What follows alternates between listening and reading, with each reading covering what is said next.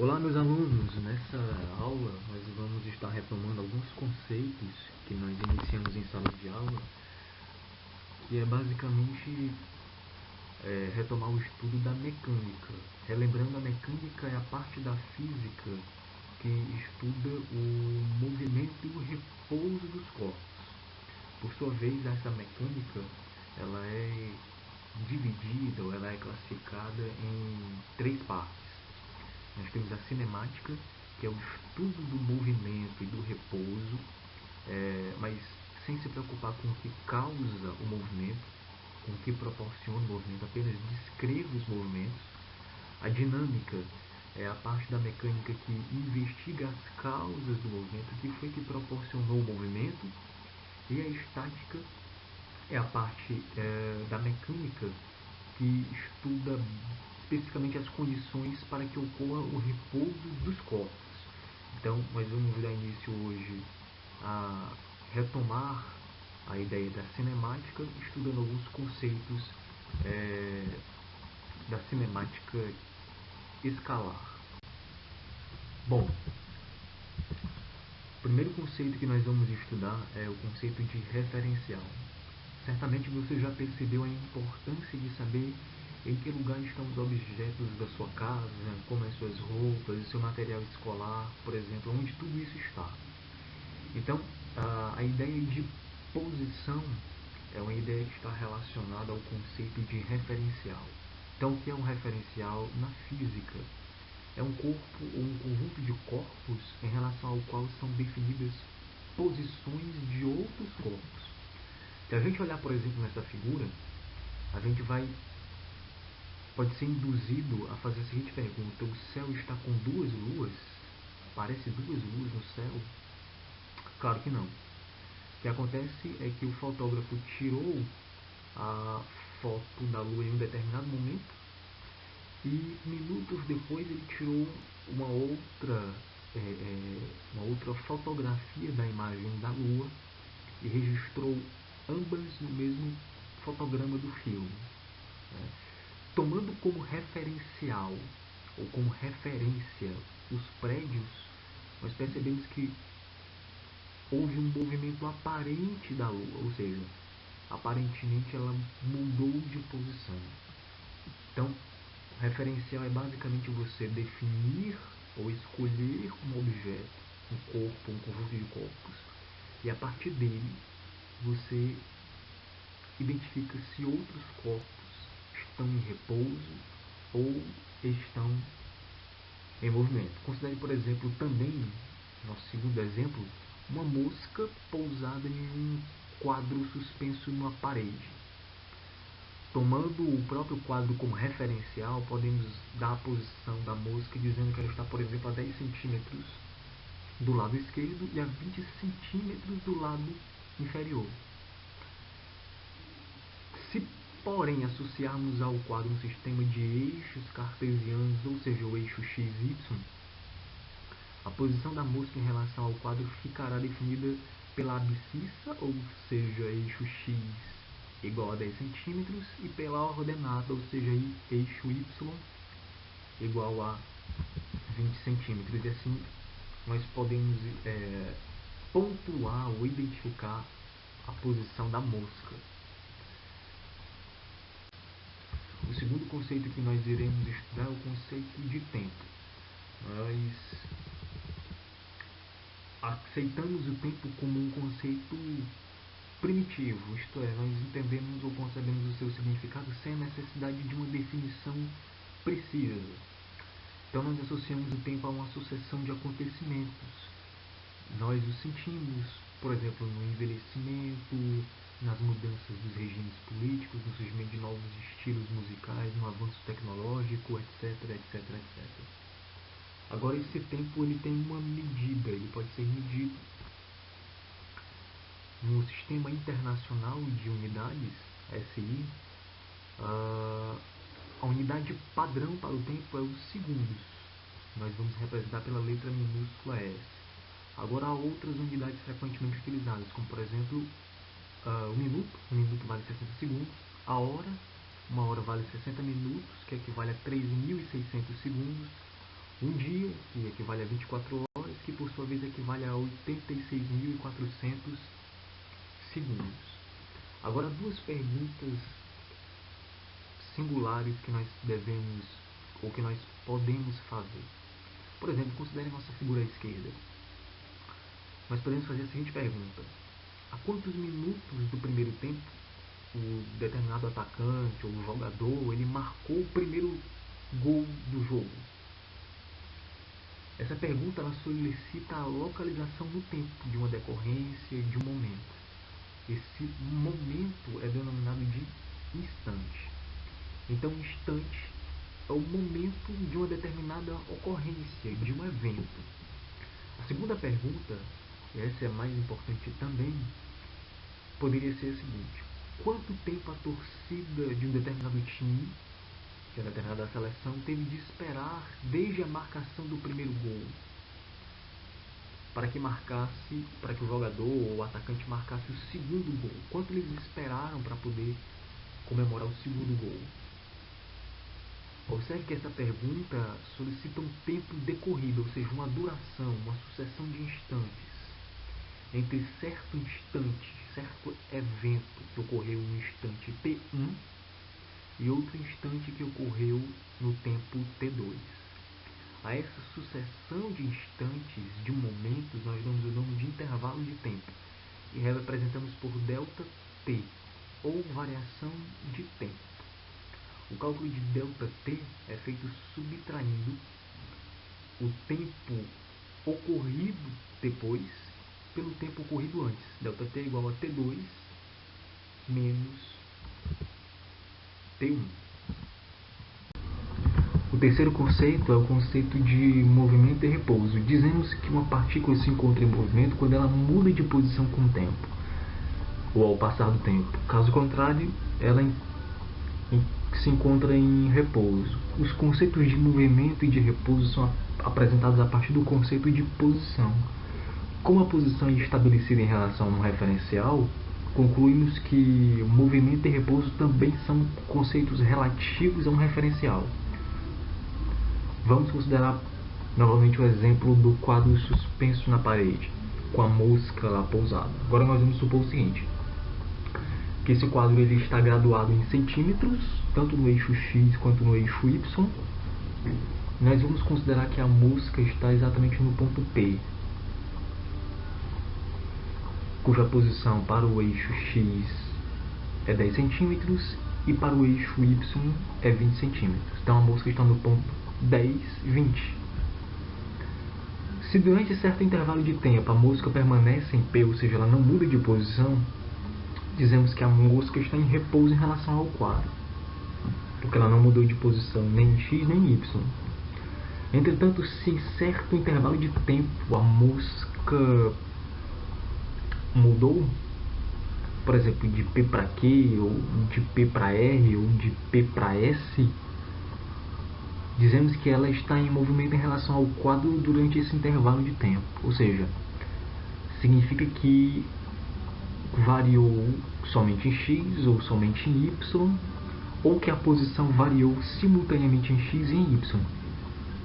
Então nós temos a seguinte conclusão: um ponto material está em repouso em relação ao referencial quando a sua posição varia com o tempo nesse referencial. E um ponto material está em repouso em relação a um referencial quando a sua posição não varia com o tempo em relação a esse referencial. Na figura dos aviões, nós temos o seguinte: o avião situado na parte inferior está sendo abastecido por outro avião em pleno voo. O que é que nós temos? Em relação à Terra, os dois aviões estão em movimento, mas em relação a entre si, os aviões eles estão em repouso para o abastecimento ou durante a realização do abastecimento. Vamos resolver este exemplo. Vamos pensar um pouco sobre os conceitos que nós estudamos até agora: referencial, movimento, repouso. Vamos lá. Enquanto o professor escreve na lousa, item A: O giz está em repouso ou em movimento em relação à lousa? Item B. A lousa está em repouso ou em movimento em relação ao chão? Item C. A lousa está em repouso ou em movimento em relação ao giz? Pense um pouco. Item A. O giz está em repouso ou em movimento em relação à lousa? Lembre-se que o professor está escrevendo. Então, ora, enquanto o professor está escrevendo, o giz muda de posição em relação à lousa. Então, estando, portanto, em movimento em relação à lousa. Item B. A lousa está em repouso ou em movimento em relação ao chão? Ora, a lousa não muda de posição em relação ao chão, estando, portanto, em repouso em relação ao chão. Item C. A lousa está em repouso ou em movimento em relação ao giz? E aqui nós temos uma ideia importante, porque os conceitos de movimento e de repouso são simétricos, isto é, se um corpo está em movimento ou repouso em relação ao outro, este mesmo objeto, este mesmo corpo também está em movimento ou repouso em relação ao primeiro corpo, ao primeiro objeto. Assim, a lousa está em movimento em relação ao giz. O quarto conceito que nós iremos estudar é o conceito de trajetória, que é um conceito fundamental para definirmos um outro conceito, que é o conceito de espaço. Nosso próximo conceito. Então, a trajetória, considere o seguinte: quando um ponto material se movimenta em relação a um certo referencial, ele ocupa diferentes pontos à medida que o tempo passa, descrevendo assim uma linha, que pode ser reta ou curva. Então, o que é que nós temos? Nós temos que a trajetória de um ponto material em movimento é a linha que ele descreve, que esse corpo, que esse ponto material descreve em relação a um referencial. Caso o ponto material encontre-se em repouso, sua trajetória reduz-se a um ponto. Por exemplo, considere 3 formigas, A, B e C, que elas estão na mesma parede, conforme a nossa figura, durante um determinado intervalo de tempo T1 até T2. Concluímos o quê? Que a trajetória descrita em relação à parede foi retilínea para a formiga A, curvilínea para a formiga B e reduziu-se a um ponto para a formiga C, que não se moveu em relação à parede. Agora nós podemos definir o conceito de espaço. Considere uma borboleta pousada em uma parede. A sua posição em relação à parede pode ser dada pelas coordenadas em um sistema de eixos cartesianos x, y. Observe que a borboleta pode movimentar-se livremente pela parede e até mesmo sair dela. Porém, nós não sabemos qual a trajetória que ela vai seguir, mas que se ela se movimentar no plano da parede, sempre podemos dar a sua posição por meio das coordenadas de x e y. Consideremos que a partícula ela descreva a seguinte trajetória. Olha essa figura abaixo da borboleta. Essa curvilínea, né? Vamos adotar sobre essa trajetória um ponto arbitrário, 0, em relação ao qual será dada a posição da partícula. Além disso, vamos atribuir uma orientação a essa trajetória, conforme mostra a nossa figura. Em seguida, marcamos trechos de, por exemplo, 1 metro, a partir de 0. Então, para a direita nós temos posições positivas e para a esquerda nós temos as posições negativas. Logo, nós concluímos que o espaço de uma partícula é a grandeza que determina a sua posição em relação à trajetória. Posição esta dada pelo comprimento do trecho de trajetória compreendido entre a partícula e o ponto 0. Acrescido de um sinal positivo ou negativo conforme a região em que ele se encontra, ou seja, de acordo com a orientação da trajetória. De acordo com a orientação da trajetória, o espaço pode ser positivo ou negativo. Agora considere, veja essa figura, por exemplo. Considere nessa nossa figura que uma partícula que se desloca do instante T1, em que o espaço vale S1, até o instante T2, em que o espaço vale S2. A variação desse espaço entre o instante T1 e o instante T2 é dada por ΔS igual a S2 menos S1, ou seja, S minúsculo é a nossa notação de espaço, delta variação. Então, delta S é variação de espaço, nada mais é do que o espaço final, denotado por S2, menos o espaço inicial, denotado por S1. Ok? Nós temos algumas considerações. Primeiro, é importante destacar que se a posição inicial e a posição final coincidem, teremos que ΔS é igual a zero, ou seja, não houve variação de espaço.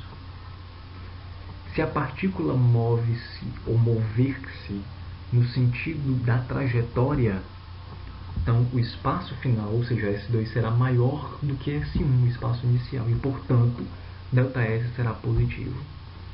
Entretanto, se a partícula move-se no sentido contrário ao da trajetória, ou seja, se o espaço final é menor do que o espaço inicial, ou seja, S2 é menor do que S1, então ΔS será negativo. Agora, nós temos um outro conceito muito importante, que é a distância percorrida. A distância percorrida é uma grandeza que informa quanto a partícula efetivamente percorreu entre dois instantes, devendo ser calculado em valor absoluto. Então nós temos o valor positivo, não haverá valores negativos, senão apenas haverá um valor positivo. Aí nós vamos considerar dois casos. Primeiro, quando a partícula se desloca sempre no mesmo sentido, ok? Nesse caso, a distância percorrida é igual ao módulo da variação do espaço. Ou seja, a distância percorrida é igual ao valor positivo da variação do espaço. A figura aqui da esquerda. Na figura da direita nós temos o segundo caso. Nesse caso, a partícula inverte o sentido de seu movimento. Então, neste caso, a distância percorrida é calculada somando-se os módulos da variação de espaço em cada sentido, isto é, o ΔS na ida e o ΔS na volta, ambos tomados em módulo, ou seja, sempre o valor positivo dos valores.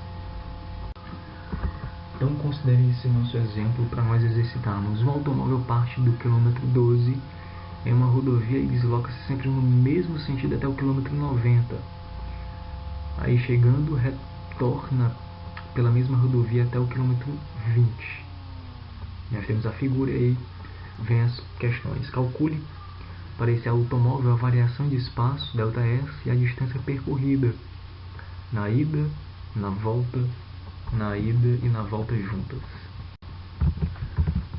Vamos lá. Como ele quer a distância, a variação do espaço, ΔS, a distância percorrida D na ida, o que é que nós temos? Na ida, ou seja, do quilômetro 12 até o quilômetro 90, nós temos que ΔS é igual a espaço final menos o espaço inicial, ou seja, 90 menos 12 igual a 78 quilômetros, foi a variação de espaço.